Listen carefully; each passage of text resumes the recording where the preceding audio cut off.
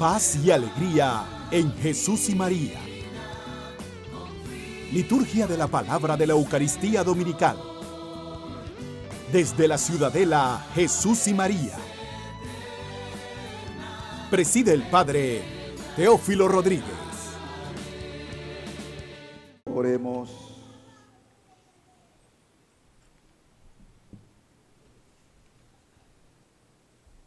Señor Dios, que nos mandaste escuchar a tu Hijo muy amado, dígnate alimentarnos íntimamente con tu palabra, para que, ya purificada nuestra mirada interior, nos alegremos en la contemplación de tu gloria. Por nuestro Señor Jesucristo, tu Hijo, Padre tierno y misericordioso, que en la unidad del Espíritu Santo vive y reina y es Dios por los siglos de los siglos. Amén. Dios llama a Abraham a levantarse y dejar su mundo conocido para caminar, confiado en la palabra divina y sus hermosas promesas hacia lo desconocido. Escuchemos la lectura.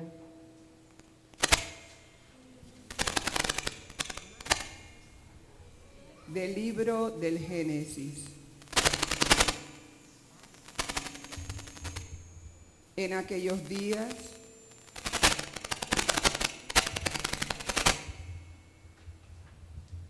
Sigue, hermana, sigue leyendo. En aquellos días dijo el Señor a Abraham: deja tu país, a tu parentela y la casa de tu padre para ir a la tierra que yo te mostraré. Haré nacer de ti un gran pueblo y te bendeciré. Engrandeceré tu nombre y tú mismo serás una bendición.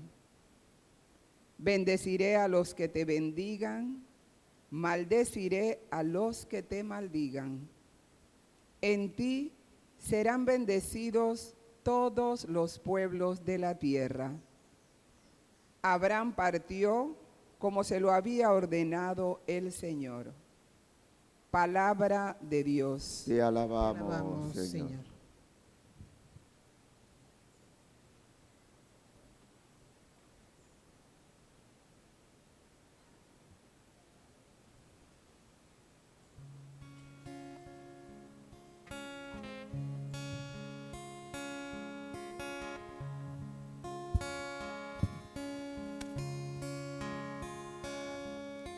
Señor, ten misericordia de nosotros. Señor, ten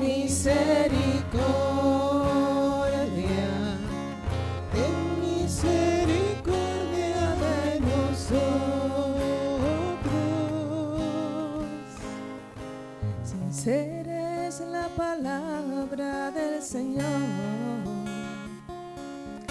y todas sus acciones son leales.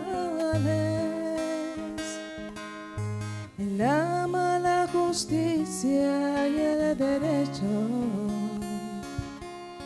La tierra llena está de sus bondades. Señor, ten misericordia. Ten misericordia de nosotros.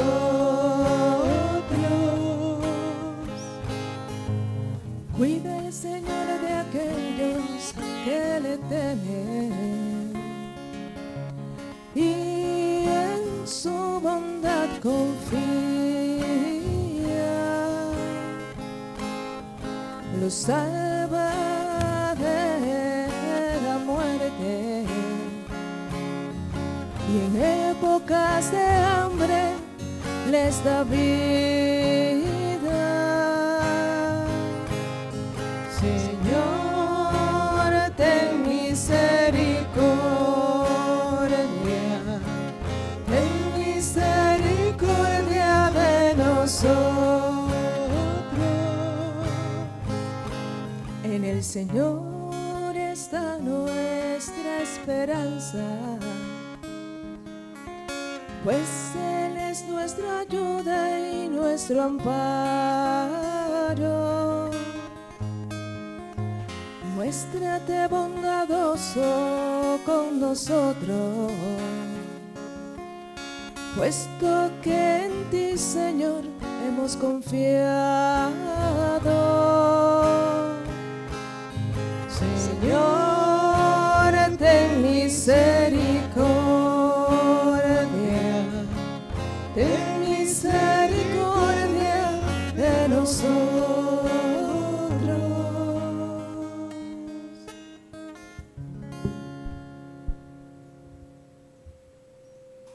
La palabra de Dios proclamada nos llama a acogerla, como hizo Abraham, para descubrir a Cristo, el Señor de la gloria. Prestemos atención.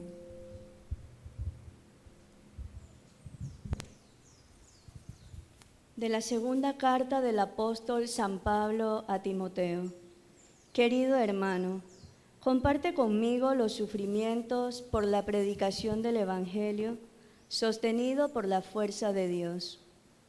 Pues Dios es quien nos ha salvado y nos ha llamado a que le consagremos nuestra vida, no porque lo merecieran nuestras buenas obras, sino porque así lo dispuso Él gratuitamente. Este don que Dios nos ha concedido por medio de Cristo Jesús desde toda la eternidad, ahora se ha manifestado con la venida del mismo Cristo Jesús, nuestro Salvador, que destruyó la muerte y ha hecho brillar la luz de la vida y de la inmortalidad por medio del Evangelio. Palabra de Dios. Te alabamos. Jesús, el Hijo, se transfigura en la cima del monte Tabor. La nube del Espíritu le envuelve y 3 testigos privilegiados, Pedro, Santiago y Juan, escuchan la voz del Padre, quien a su vez les invita a escuchar a su Hijo amado.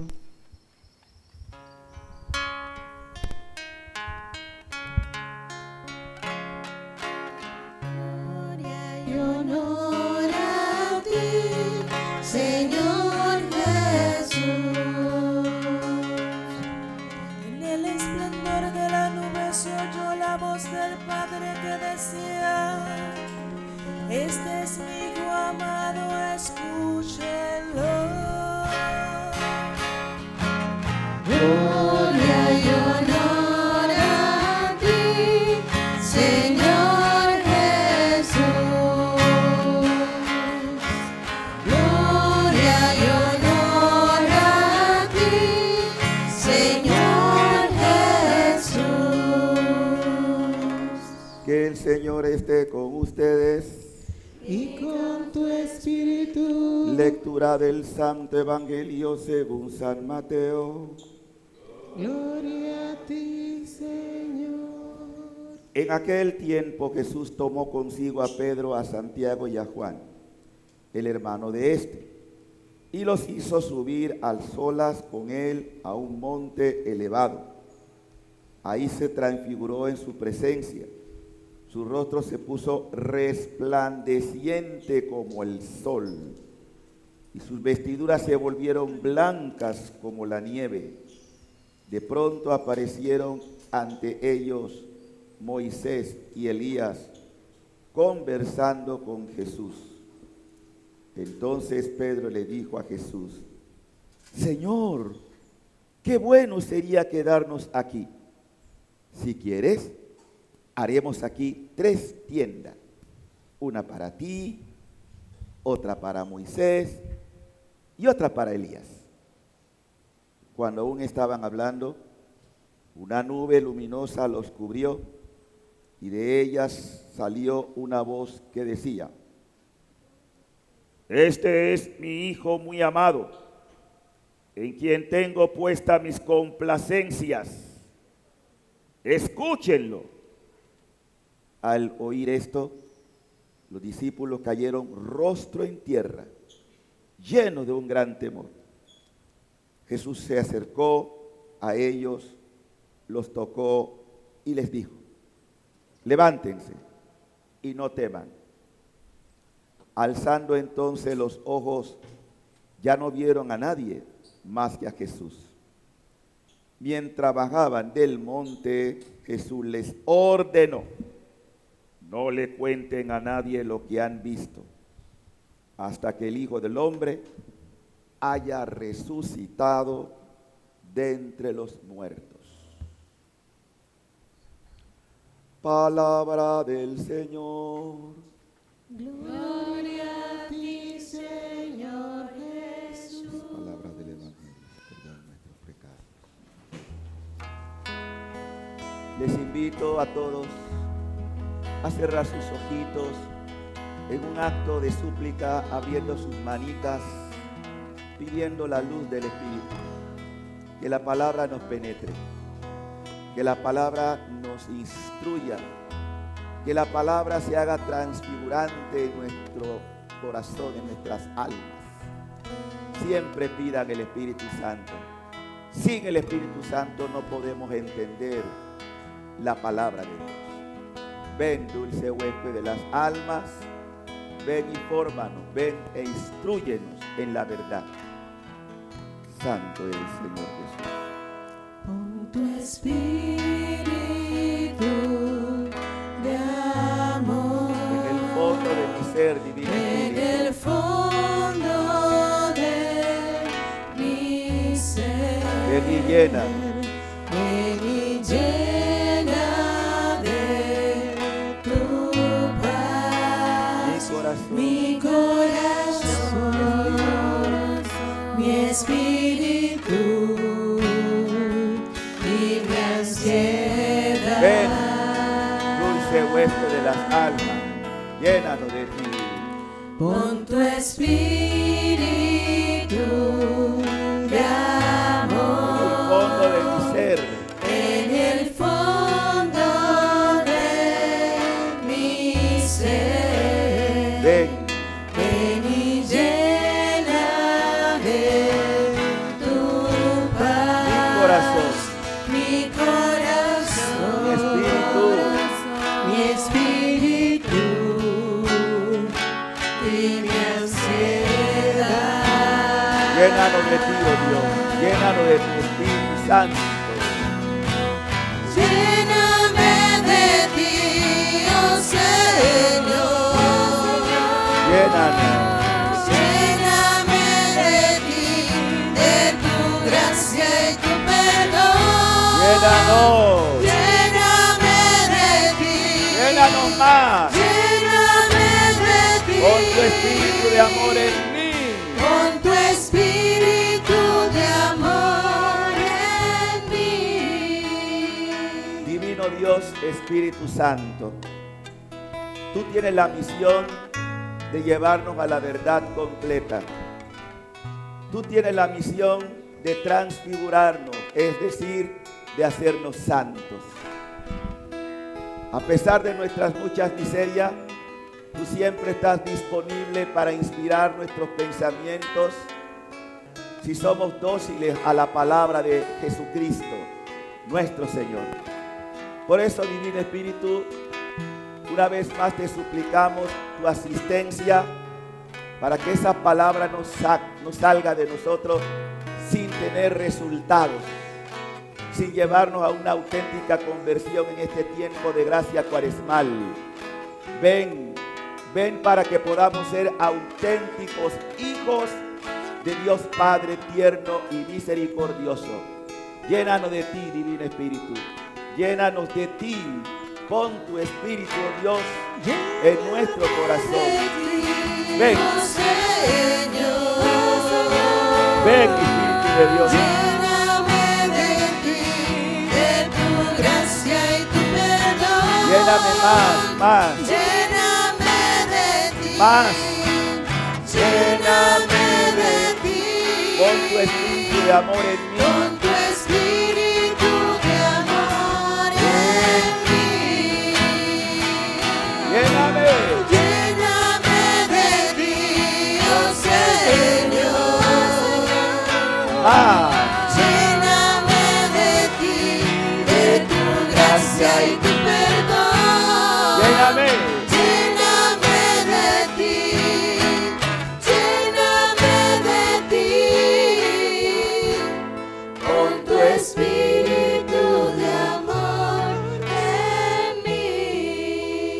gran poder de Dios, Enciéndenos en tu fuego el amor, oh Espíritu, que viene de lo alto. llénanos de Dios. Oh Espíritu, oh Dios Santo, úngenos en el amor. Nos sellamos con la sangre del Cordero inmolado en el nombre del Padre y del Hijo y del Espíritu Santo. Amén. Paz y alegría. En Jesús y María. Les dije que para marzo quería ver palabra, pero ustedes los católicos como que no les gustan cargar la Biblia, como que pesa. La palabra de Dios no debe pesar. La palabra de Dios es espada que penetra. Porque a partir de ahora pues vamos a estar de vez en cuando mirando los textos porque ustedes tienen que enamorarse de la palabra. Hoy hay 3 aspectos básicos a la luz de la palabra que todo cristiano va a vivir. Todos los cristianos vamos a vivir esas 3 etapas. 1, la fe. 2, la prueba. No hay cristiano que no sea probado, que no sufra, que no tenga dolor. 3, la transfiguración. Cada una de esas vamos a ir a explicar a la luz de la palabra. Por eso dije la palabra, ¿no? Y así uno va entendiendo que Dios en todas sus cosas, bueno, Él es perfección pura, pero también nos está llamando a nosotros a la perfección, a una verdadera transformación. Pero eso no nace de la noche a la mañana. Cada segundo domingo de Cuaresma, todos los años, tenemos el mismo texto de la transfiguración. Pero ¿cómo se llega allá o a esa experiencia? Porque no es única de Jesús. Todo cristiano está llamado a una transfiguración. Empecemos con la primera lectura que nos sugiere la liturgia de este domingo, que es el libro del Génesis, el libro de los orígenes de todo. Y en el libro del Génesis, el Señor nos presenta un cuadro importantísimo para todos aquellos que le quieran agradar. Y ese cuadro es la historia de un hombre llamado Abraham, el padre de la fe. Ustedes saben que la fe es una virtud teologal. Hay 3 virtudes teologales. ¿Cuáles son? Fe, esperanza y caridad. Muy bien, hoy vamos a ver la virtud de la fe. Es una virtud que se vive solamente en esta tierra. La gente que va al cielo ya no necesita fe, porque ya llegó a la cumbre de lo que esperaba. Tampoco va a requerir de la esperanza. Lo único que tendrá es el amor. Bien, centrémonos en la fe. La fe tiene muchas definiciones, creo que ustedes habrán escuchado allá varias, pero más que ver la definición, vamos a ver cómo vivir en la fe. Y el modelo más evidente que hay en la Biblia es el modelo de Abraham. A ver, ¿ustedes conocen de dónde venía Abraham? ¿Han oído hablar de dónde era Abraham? Pueblo de Ur. Ese era un pueblo judío, ¿verdad? Era judío, hombre. Ah, muy bien. ¿Qué quiere decir eso? ¿El paganismo cree en un solo Dios? Los paganos habitualmente todos son politeístas, o sea, creen en varios dioses. Abraham venía de esa cultura religiosa, politeísta. Pero un día escuchó hablar del único y verdadero Dios que también siempre ha existido, porque Dios siempre ha existido. Y este Dios, el único, el verdadero, único, se le revela a Abraham. Y tal como hemos escuchado en la lectura de hoy, deja a tu país, a tu parentela y la casa de tu padre. Yo quiero que ustedes sean muy honestos. ¿Es fácil la aventura de la fe? Son sinceros. La fe no es cosa fácil, pero la fe es fruto de una experiencia amorosa. Es decir, la fe, ustedes tienen fe, aunque a veces no hayan sido conscientes de ella. Yo he explicado en otro momento que todos los días ustedes realizan actos de fe sin darse cuenta. Pero es una fe natural, no es una fe sobrenatural. por ejemplo, una fe natural que todos experimentamos, es confiar en personas que a veces no conocemos. Ustedes van a los restaurantes y nunca se preguntan quién cocinó. Usted no sabe si ese día una persona, nadie va con esa obsesión, ay, voy a este restaurante y me invitaron a este plato, pero yo no conozco el cocinero. ¿Qué tal si ese día el cocinero pusiera cianuro en la comida? Y ustedes no saben. Ustedes están haciendo un acto de fe cada vez que van. Cuando se montan en un transporte, usted está confiando, sin darse cuenta. Está confiando en el conductor, en el piloto si van en avión. Yo cientos de veces he viajado, no sé quién está piloteando el avión, quién está al frente, cómo se llama. Yo no sé si ese día él tuvo un trastorno en su familia y dijo, hoy me voy a matar, pero voy a matarme con todos los pasajeros. ¿Qué sabemos nosotros? Hay cosas que a veces nos sorprenden en la vida ordinaria, ¿no? Entonces, nosotros hacemos actos de fe humano constante. ¿Sí? Así podríamos poner otros ejemplos. Si yo soy capaz de confiar en las personas sin saber su procedencia, su sentimiento, las cosas que realiza, yo estoy confiando. Es un acto de confianza. Y al mismo tiempo que la confianza está muy unida a una acción amorosa. Yo creo. ¿Y porque amo, soy capaz? En el matrimonio, cuando ustedes se enamoran y se juran amor o amor fiel hasta la muerte, usted está confiando, usted está en un acto de fe, aunque puedan venir infidelidades, porque eso ocurre también. Eso es propio de las realidades humanas, ¿no? No estoy diciendo que es bueno, estoy diciendo que son realidades humanas, porque estamos hablando en el plano humano, para que me puedan entender. Así entonces, vamos al plano divino, el plano espiritual. Si usted es capaz de confiar en gente que falla, de gente que son limitadas y humanas y que pecan, como usted y yo, ¿cuánto más no confiar en aquel que nunca falla? Que siempre es fiel, aunque tú seas infiel, Él permanece fiel. Y ese es Dios. Bendito los que le creen.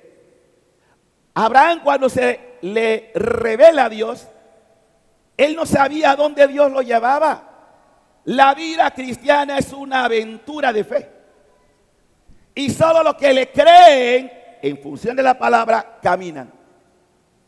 Es que hay gente, es que primero quiero probar. Es que primero quiero experimentar, quiero sentir. Para después decir, ahora creo. Eso no es fe. Ya ustedes han leído en el capítulo 11 del libro de los Hebreos que la fe es ¿qué? La certeza de ¿qué? De las cosas de ¿qué? Que no se ven. Y garantía de que tú la posees, de que tú la tienes. Esa es la definición de fe. Qué bello, ¿no? Yo veo a Dios, yo no veo a Dios. Pero yo le creo a Dios que está aquí esta mañana. Yo no necesito verlo. Porque sin la fe, dice la Escritura, es imposible agradar a Dios. Dígale al que está a su lado, sin fe es imposible agradar a Dios. Dígaselo. ¿Quieren agradar a Dios? Créanle a Dios. ¿Quieren agradar a Dios? Créale a Dios. Aunque tú no lo veas, incluso añadiría, aunque tú no lo sientas. Yo no te decía, sentir. La máquina sentir. ¿No? Yo no necesito sentir, yo no necesito ver. Porque yo sé que lo voy a ver un día en la eternidad. Y puede que lo vea antes también, pero yo no necesito, yo no le pido si yo quiero verte, yo quiero. No necesito. Por eso los hombres, los grandes hombres de la Escritura, fueron personas que le creyeron a Dios. Como consecuencia de esa fe, entonces venían los signos. Porque la gente quiere primero signo y después fe. No, primero es fe y después las señales de esa fe. ¿Sí? Entonces, toda persona que recibe una llamada, aunque tú no sepas a dónde te está conduciendo porque Dios te lo pide, créale. Aunque tú no entiendas cuáles van a ser los resultados, apueste por Dios. Abraham venía de muchos dioses y dice, Dios me dijo que salga de mi tierra. Y no solamente yo, dice la palabra, a tu parentela, a la casa de tu padre, para ir a la tierra que yo te mostraré. Ustedes se han escuchado o leído, no solamente las telenovelas ahora turcas que dan, no, o brasileñas. La vida de Abraham fue dura. Todas las pruebas que... Por eso yo veo que Dios tiene tan pocos seguidores, porque hay gente que sí quiere gloria, quiere triunfo, pero no quiere pasar por la prueba. Por eso no apuestan por Dios. Y por eso Teresa de Ávila llega a decir, ahora entiendo por qué tiene tan pocos amigos. Porque si a tus amigos lo lleva a través de la prueba, no es todo el mundo que está apostando por eso. La gente quiere un Dios glorioso, pero un Dios sin cruz. Un Dios sin cruz no quieren. Un Dios que prueba no quieren.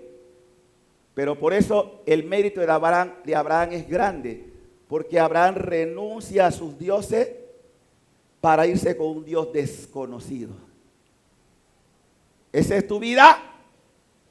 ¿Esa es tu apuesta? ¿Es tu apuesta, sí o no? Están vacilando. Cuidadito, ¿ah? Cuidadito. Porque Dios conoce el corazón de todos. No hay nada para Él porque Él te creó. Y te creó con un propósito.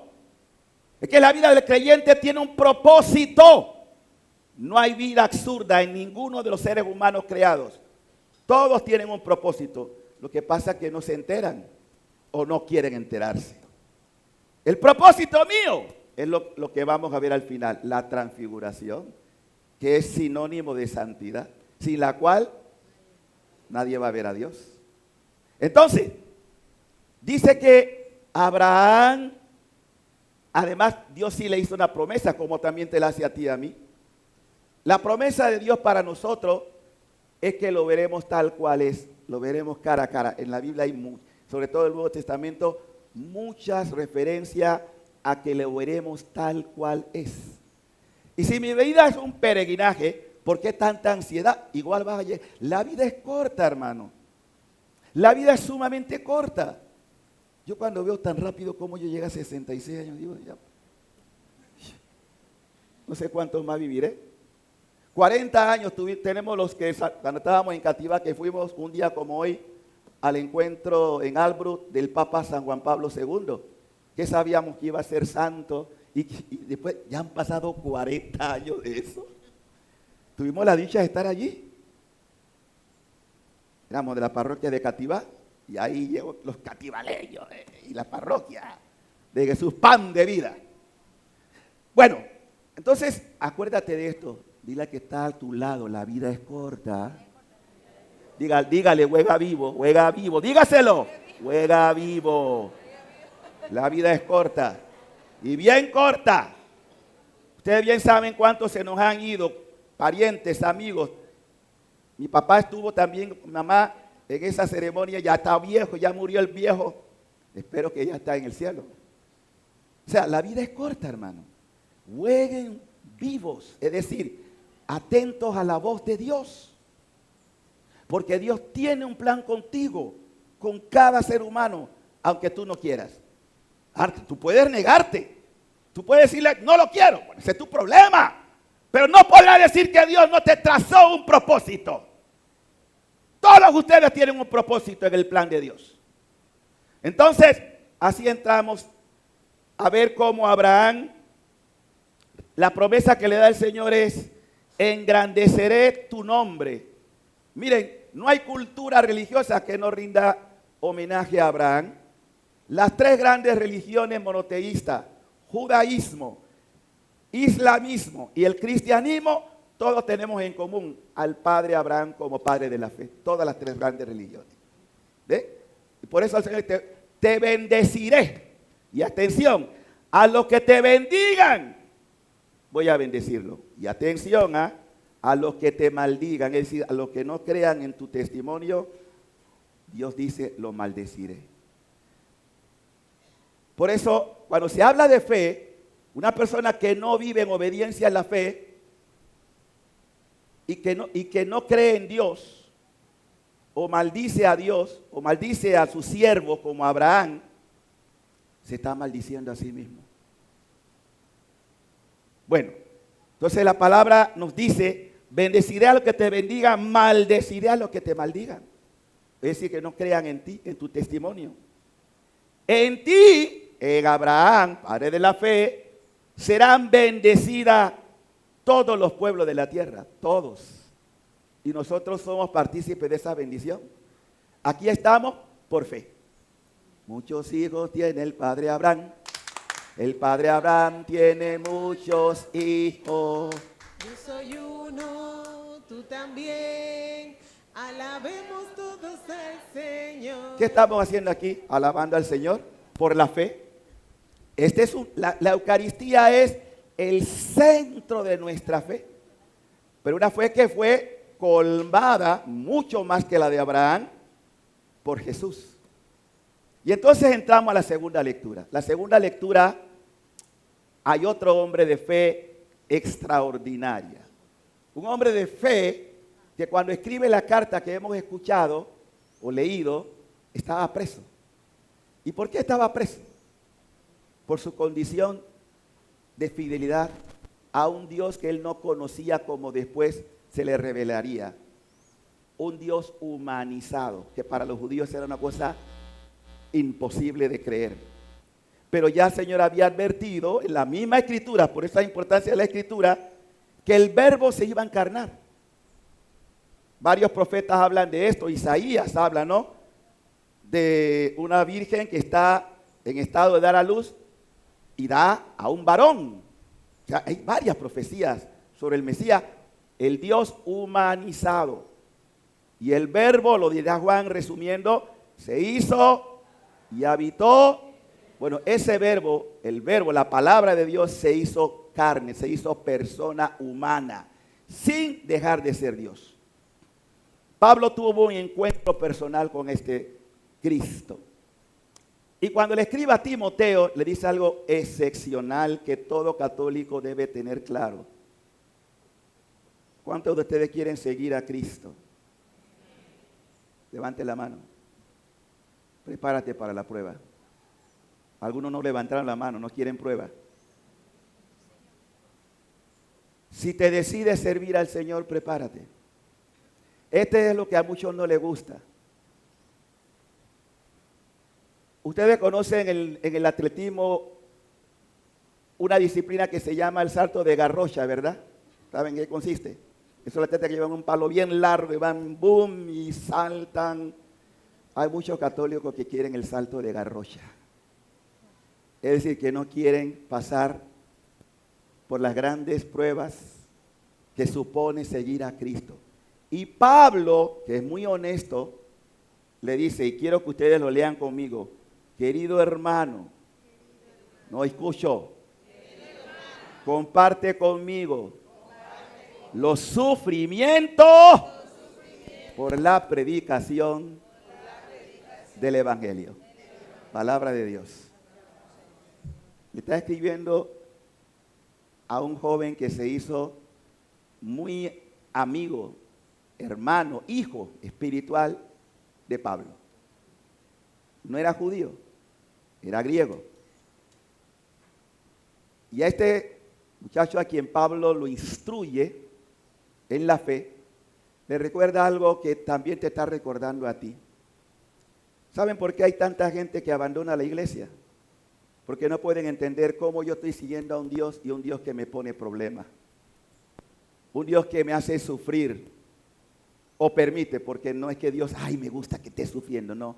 Es que ustedes tienen que entender esto de una vez por todas. Los sufrimientos, las pruebas, los dolores que ocurren, tanto a nivel personal como a nivel de tu contexto familiar o social, son parte de lo que nosotros en la fe reconocemos como purificaciones, reparaciones por el pecado. Cristo no tenía pecado. Y sin embargo tomó el sufrimiento de toda la humanidad. ¿Y tú de qué te quejas cuando tienes pruebas? Cuando tienes dificultades. Porque no aprende a entender que tu gloria será pasando por la cruz. Y que la cruz nos va a revelar en su momento una gloria nunca antes pensada ni imaginada. Este es el plan precioso de Dios, hermano. Por eso no hay gloria que no pase por la tribulación. Cuando yo veo a la gente, ay, Padre, esta palabra, felicitaciones, hermano. Es que no lo entendemos de la dimensión espiritual, lo vemos en el aspecto humano, porque estamos muy en la carne. Yo les he dicho y les recuerdo, ¿qué santo de la iglesia católica ustedes conocen? Dígame uno que no haya tenido prueba y sufrimiento. Uno. Y me hago protestante. Dígame uno. Uno. ¿Verdad que conocen alguno? No hay santo que no haya pasado por la tribulación. No hay santo que no haya tenido dificultades, pruebas físicas, morales, espirituales, incluso sequedad de Dios. Lo que nosotros llamamos en la espiritualidad las noches oscuras. ¿Dónde está Dios? ¿Por qué me oculta su rostro? Pero siguen como Abraham, creyendo, caminando. Yo sé que todos ustedes tienen problemas. Yo sé que todos ustedes tienen dificultades. Póngale la mano en el hombro, felicidades. Dígaselo. Felicidades. Aún en tus pruebas. ¿De qué te quejas? ¿Por qué ustedes no aprenden a bendecir? Ustedes nada más quieren alabar, bendecir cuando todo está bien. Cuando no hay problema. Pero cuando viene la cruz, cuando vienen los problemas, entonces refonfuña contra Dios y dice, ¿por qué a mí? ¿Por qué no le mataste esto al vecino? ¿Por qué a mi familia? ¿Y por qué no? ¿Por qué no? Miren, Dios mira más allá de lo que ustedes y yo no vemos. Sin entrar en tanto detalle, esta prueba que estoy pasando, que ya gracias a Dios voy superando, ustedes no tienen idea de las bendiciones que me han llovido. Porque yo ya lo confesé, esto para mí no fue un simple accidente. Fue una insidia del maligno para impedir futuros planes que Dios tiene. Pero no puedo hablar de eso. Yo lo sé. El desgraciado quería matarme. Yo lo sé. Lo tengo muy claro. Entonces, ay Dios, ¿por qué a mí? Si tú bien sabías que 2 días después tenía una misión. Tranquilo, misiones vendrán. Pero quiero purgarte. Quiero purificarte. Y para mí estar tanto tiempo en cama no es nada agradable. Pero he sacado ventaja. He dedicado tiempo a muchas lecturas y mucha oración. Por lo menos no faltaron los 4 misterios del rosario todos los días. Todos los días. Y sigo haciéndolo. Es decir, no hay mal que por bien no venga. Dígase la que está, no hay mal que por bien no venga. Entonces, ¿de qué te quejas? ¿Por qué vamos a pelear con Dios? Además, con Dios no se puede pelear. ¿Por qué? Siempre gana. Dios siempre gana. Por más que tú quieras reventar y gritar, no pierdas tu tiempo. Dios siempre gana. Porque su voluntad es perfecta. Dios no se puede equivocar, no sería Dios. Dios no puede errar, no sería Dios. Dios no puede fallar, no sería Dios, entiéndanlo. Dios es perfecto. Y Él mira más allá de lo que tú no eres capaz de ver. Y entonces le dice Pablo a Timoteo, Timo, comparte conmigo los sufrimientos. No le digo, comparte conmigo los gozos. Imagínense empezar una carta diciéndole así a una persona, oye, comparte conmigo. Pablo está preso. Y le dice a Timoteo, comparte conmigo los sufrimientos. Voltéate. Dígale, comparte conmigo los sufrimientos.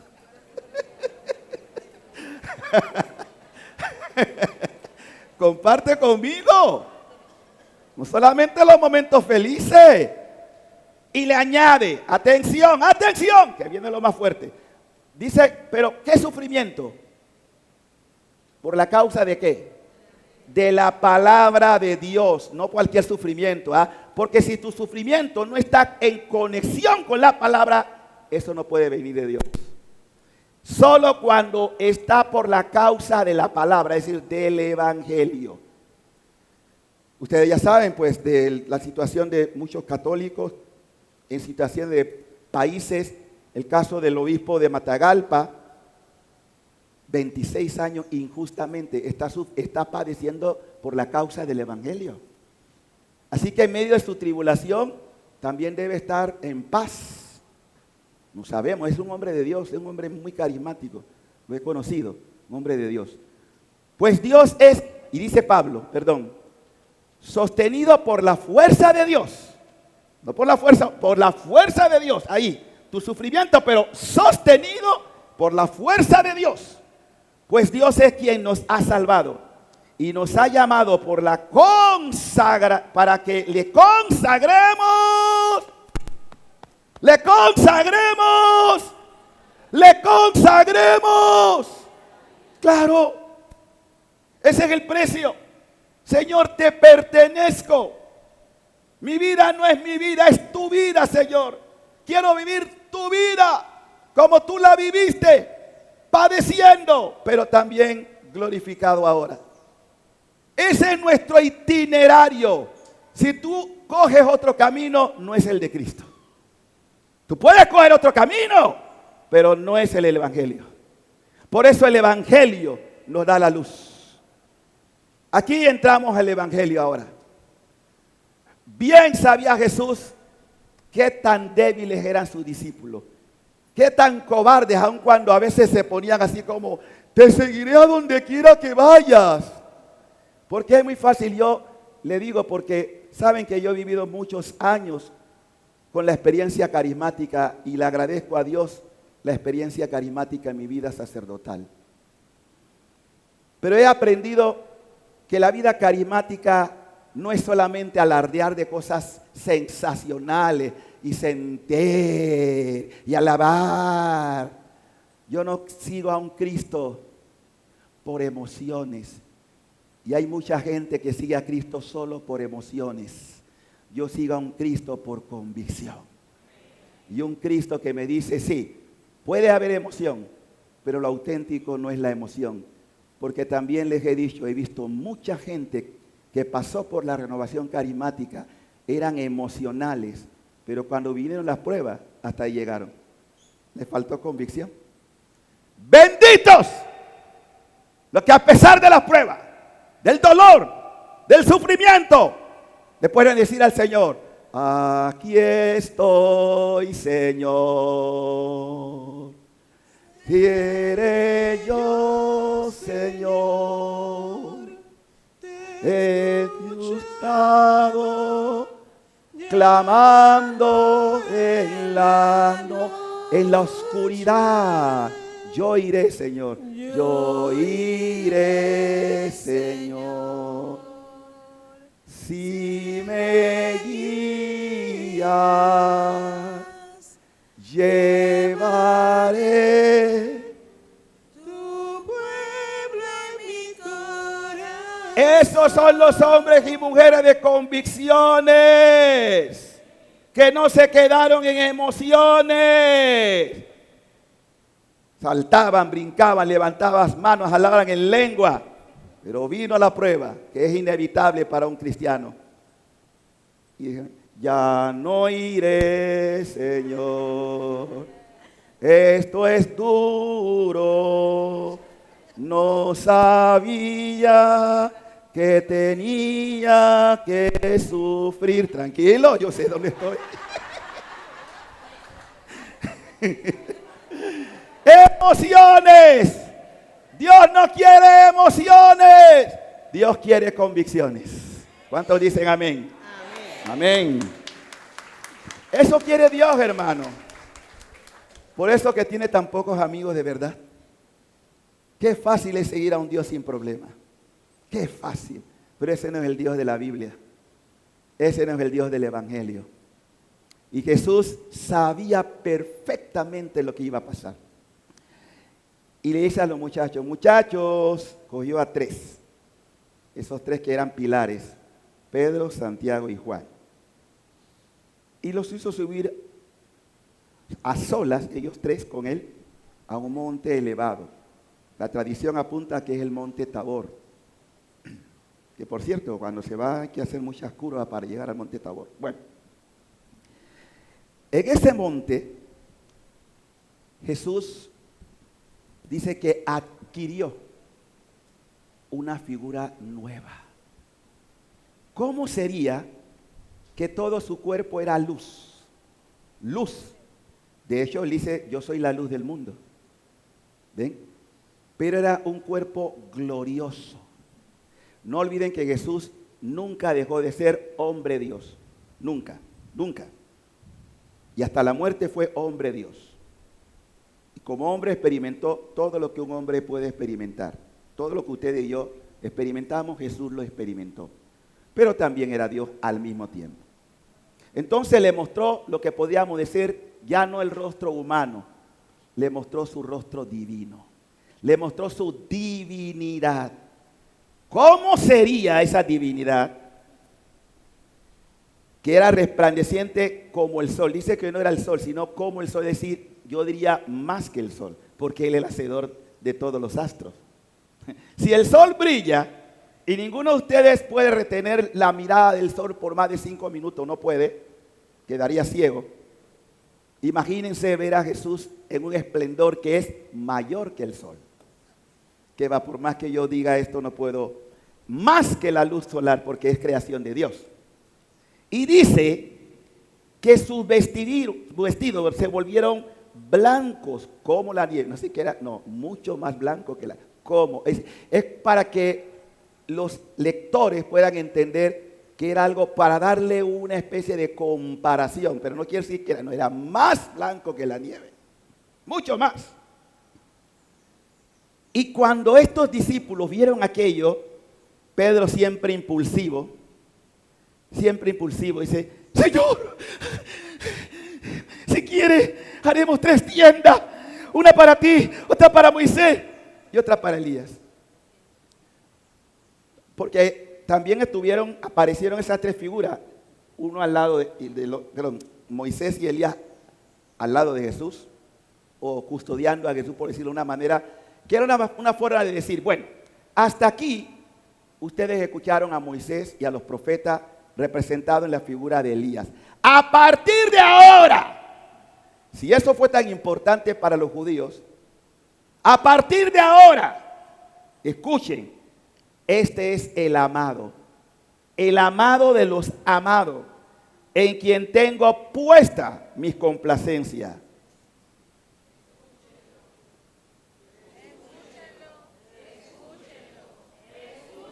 ¿Qué quiere decir eso?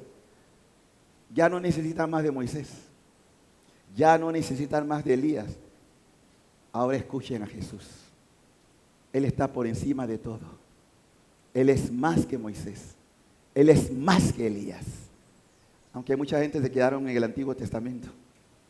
¿Ven? Le mostró su gloria. Yo me imagino aquello. ¿Quién habló? ¿Quién habló? El Padre tierno y misericordioso.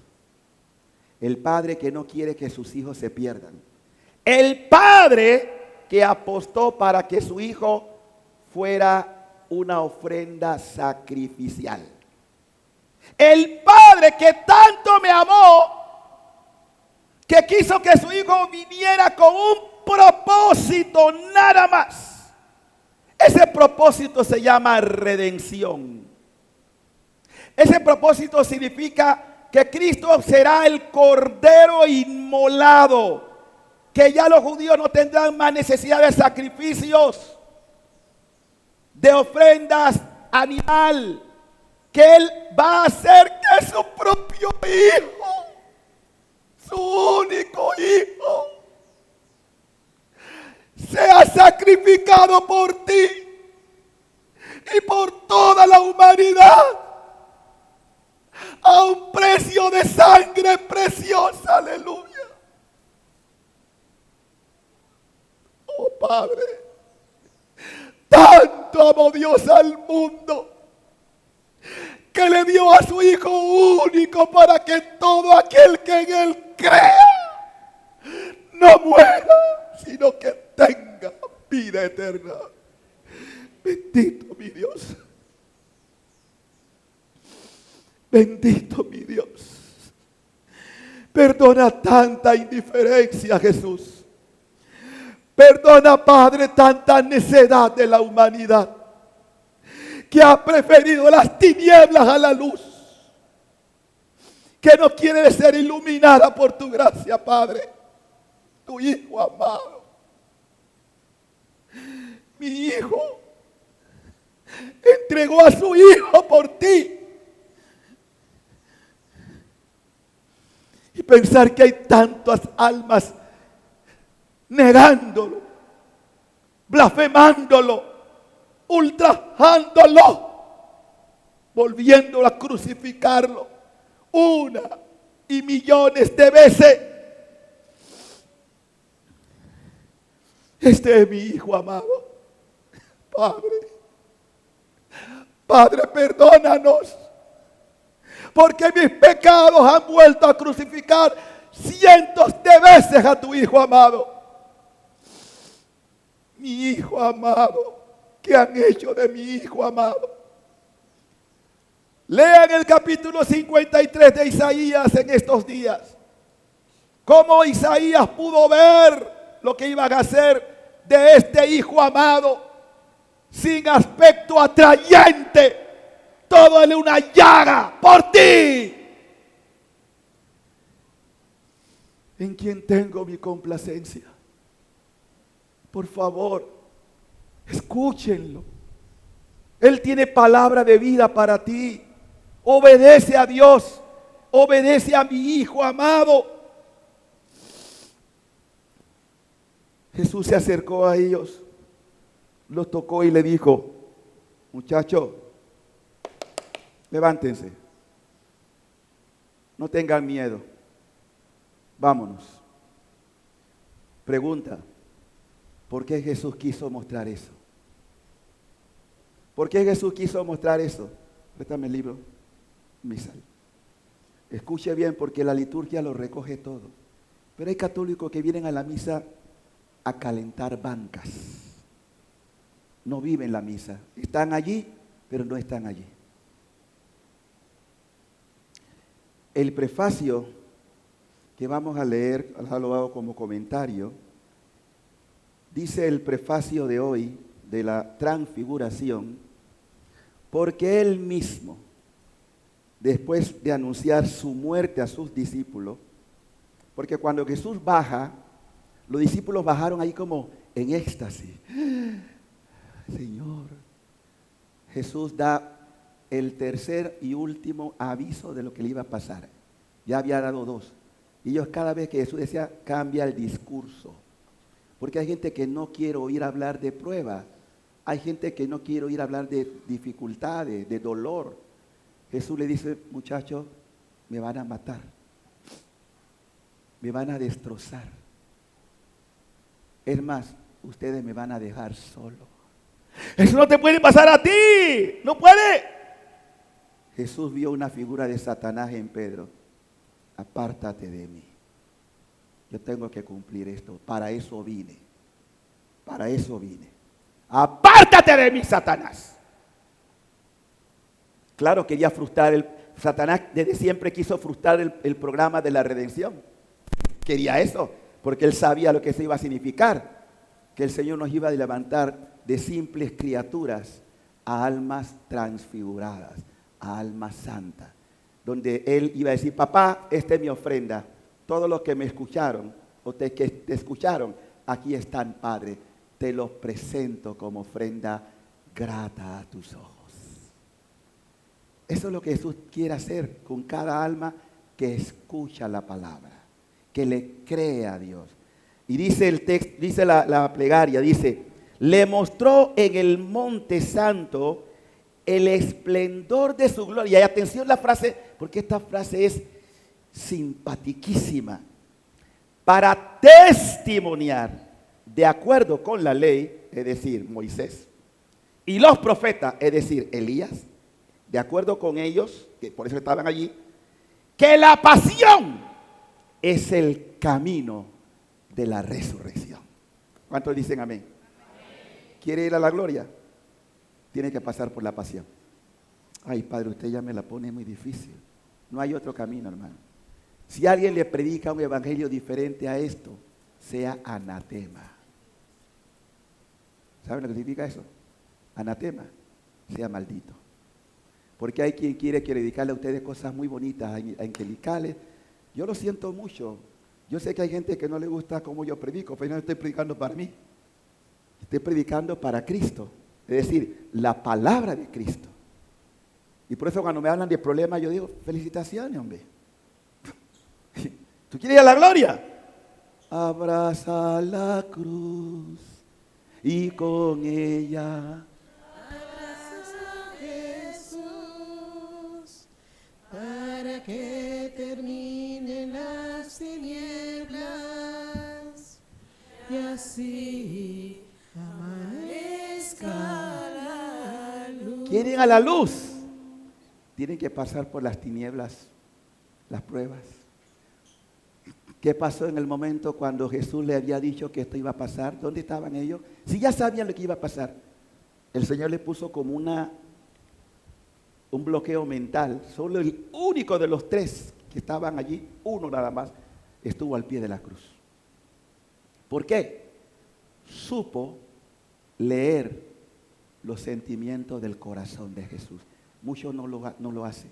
Y él ya sabía. Por eso, desde la cena pascual, él estaba y él sufrió. Juan sufrió de ver todo lo que iba a pasar. Por eso su último homenaje fue sabiendo que Jesús, miren, de todos ustedes hay uno que me va a traicionar. Podía ser cualquiera, no piensen que Judas nació ya dispuesto a la condenación. Eso sería injusto de parte de Dios. Cualquiera de los 12 podía ser el traidor, como ustedes también. Yo puedo traicionar a Jesús. Nosotros hemos conocido a gente que estuvo muy fiel a la iglesia, pero ha traicionado el evangelio. Le dio la espalda a Jesús. Pero Juan estuvo allí. Y el gran regalo para ir terminando. Jesús dicta su testamento. Un testamento muy sencillo, pero el más grande testamento que ser humano haya podido recibir. A su mamá que estaba allí, madre dolorosa, y al discípulo amado. El primer discípulo del Sagrado Corazón Eucarístico de Jesús es Juan. O de los dos corazones, porque está Jesús y María. Y acepta lo que Jesús le dice. Ahí está tu mamá, ahí está tu hijo, y el discípulo se acoge a la mamá y la guarda en su corazón. Bueno, ¿qué nos enseña todo esto, queridos hermanos? Yo sé que ustedes tienen dificultades. Yo no voy a solucionar las dificultades de nadie. La va a solucionar Jesús. Mi trabajo es enfocarlos en el evangelio. El evangelio de ayer era muy fuerte. ¿Ustedes se acuerdan cuál es el evangelio de ayer? Ya se les olvidó. El evangelio era amen a sus enemigos. A veces los enemigos pueden estar en la misma congregación. Nosotros hemos tenido enemigos en la congregación. A veces los enemigos pueden estar en la propia familia. Pero ¿qué me dice Jesús? Maldícelo. Mátalo. ¡Amén! Jesús estaba clavado. Ahí estaba, entre otros, fuera de los ladrones que también lanzaban improperios hasta que después uno tuvo la iluminación de su conciencia y se dio cuenta que ese era el Cordero. Acuérdate de mí. Pero todos los que estaban allí, varios le pusieron la corona, lo golpearon, el casco, porque fue un casco de espina, el que clavó las manos, los que le habían sacado. Jesús era una carnicería humana, despreciable por los hombres, varón de dolores. Y Jesús, papá, lo matamos. Papá, mira fulano, mira lo que me hizo, Papá, mira lo que me hizo, mira, papá, manda un rayo y pártelo. Ese fue el mensaje de Jesús. ¿Cuál fue el mensaje? Eso aplíquenlo en su vida. Hay muchas cosas que ustedes tienen que pedirle al Señor, perdona. Ustedes no son jueces de nadie. El justo juez solamente es Dios. Con la vara que ustedes miran, serán medidos. Cuidadito con los juicios. Eso puede ser el precio de mi condenación. El pecado nunca se aplaude. Esta mañana, escuchando al cardenal Maradiaga, digo una cosa hermosísima. Bueno, varias cosas. Estaba escuchando la homilía. Pero habló de lo que es respetar la palabra de Dios. Y la unión, yo tengo que reconocer el valor que han tenido los magistrados de la Corte Suprema de Justicia. Un aplauso, ellos se lo merecen. Han sido valientes. Porque estamos viviendo una infectación ideológica que nos quiere hacer cambiar la verdad del Evangelio por falsas mentiras o falsas ideologías que son diabólicas. Y cada vez uno se sorprende más de la barbaridad de que salen de estas ideologías. Y lo triste es que muchos llamándose cristianos aplauden esto. No hay más que dos géneros, por más de los 100 y pico que están publicando. Hombre y mujer los creo. Todo lo que vaya más allá viene del diablo. Por más que le cueste decir no. Y por favor entiéndanlo, porque hay algunos que dicen que la iglesia es condenataria de estas personas que tienen una identidad sexual que no corresponde a su genética. Es decir, que eligen un sexo que no le corresponde. Miren, nosotros amamos al pecador. Yo creo que en toda la familia puede haber gente que tenga inclinación hacia un sexo que no corresponde a su naturaleza.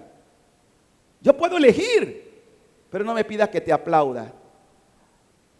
Yo puedo amarte, no te odio, pero no me pidas que aplaude al pecado. No me pidas que reconozca lo que para Dios no es. Por eso hay que escuchar la palabra. Tener una inclinación sexual no es pecado mientras tú no seas promiscuo. Tú puedes tener una inclinación al sexo que no corresponde, repito, a tu identidad. Pero mientras, ¿por qué? Porque al final, ¿a dónde nos llama Dios? ¿A dónde me llama? A la santidad. ¿Ustedes creen que porque yo tengo una inclinación homosexual me voy a condenar? La Biblia y la iglesia no enseña eso. ¿Cuántas personas tuvieron inclinaciones sexuales que no correspondían? Pero no eran promiscuos. Yo he conocido casos en Colón, a mí me consta cuando estaba en la catedral. Muchachos que tenían esa debilidad sexual, pero tenían el valor sexual. Estoy luchando, Padre. ¿Cómo Dios no lo va a amar? ¿Cómo Dios no va a tener misericordia? Pero eran hombres con esa inclinación que decía, estoy luchando. Claro que Dios lo ama, pero Dios no puede amar el pecado. No confundan a Dios. A ustedes, porque Dios no se puede confundir. No se dejen confundir, hermano. Ya la Virgen había hablado de que estas cosas pasarían, que llegarían modas, y no solamente modas físicas, modas que escandalizarían, contrarias a Dios. Lo dijo en Fátima hace más de 100 años. Yo no soy quien para juzgar a una persona que tenga una debilidad. Yo también soy débil. Todos ustedes y yo somos débiles, somos pecadores. Pero no pongas la mano ni te inclines al pecado, hermano. Yo no tengo dudas que en el cielo hay personas que tuvieron debilidades muy grandes, hoy son santos. ¿Por qué? Porque lucharon, porque se negaron a ellos mismos, porque al final, como le he explicado, y termino ya, perdonen que me haya alargado, pero era necesario todas estas cosas. ¿Saben cuál es el problema de fondo? Ayer lo dije a la comunidad de pareja, y no solamente de las parejas. El problema de todos nosotros es que queremos vivir en nuestra voluntad humana, no en la voluntad de Dios. Ese es todo el problema. Yo quiero vivir en mi yo. Yo quiero hacer la cosa a mi manera. A mi manera. Y eso es la gran tragedia de la humanidad. Cada uno quiere vivir a su manera, a su estilo. Dios no cuenta. Y eso es lo que más va a costar en la vida de alguien que quiere ser transfigurado. La transfiguración es fruto de un alma que aprendió a vivir en la divina voluntad. Son transfigurados. Hasta Jesús, que era hombre, aprendió a aceptar la voluntad de Dios, siendo hombre, sin dejar de ser Dios. Jesús tuvo pruebas varias. No piensen que solamente fue la que vimos el domingo pasado en las tentaciones. Jesús fue tentado. Nosotros vamos a tener tentaciones. Por eso la oración que Jesús nos enseñó: no me dejes, no nos dejes caer en la tentación y líbranos del maligno. Todos vamos a ser probados. Entonces, lo importante es que tú luches. Lo importante es que tú tengas el valor de decir no. Pero si tú no llevas una vida de oración, si tú no pides el auxilio de Dios, de los ángeles, de tu ángel de la guarda, de la Virgen María, que Dios nos la ha dado también, no vas a tener fuerza para vencer la tentación. La tentación es parte del paquete, hermano. No hay gloria sin haber pasado las pruebas, las tentaciones. ¿Sí?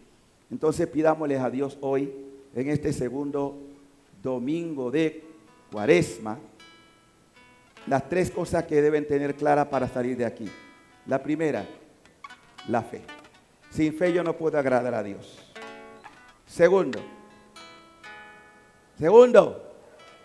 los sufrimientos, los dolores, las enfermedades, todo eso es parte del paquete, que aunque a veces yo no quiero o me rebelo contra Dios, es parte del paquete y es para tu purificación.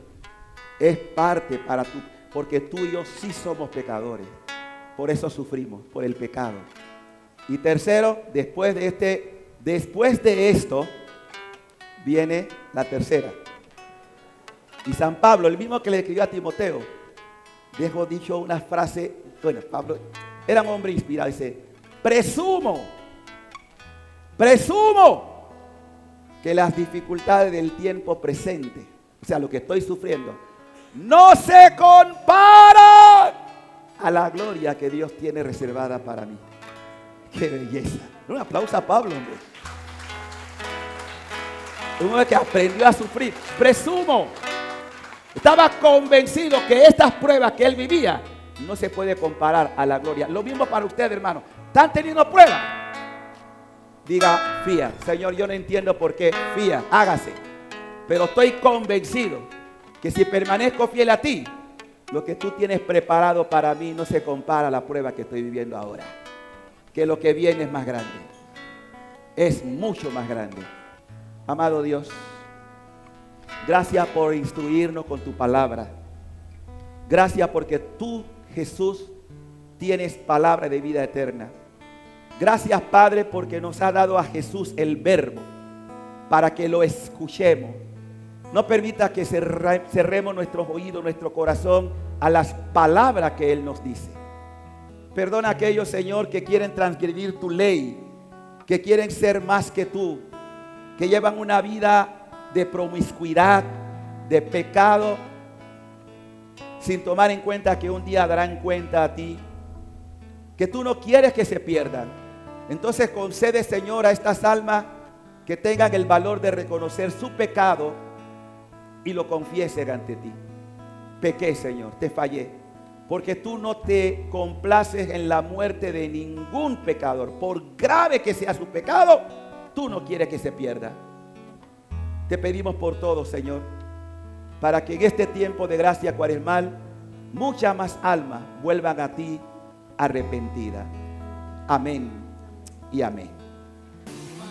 Que todos sigan pasando un feliz día. Bendiciones.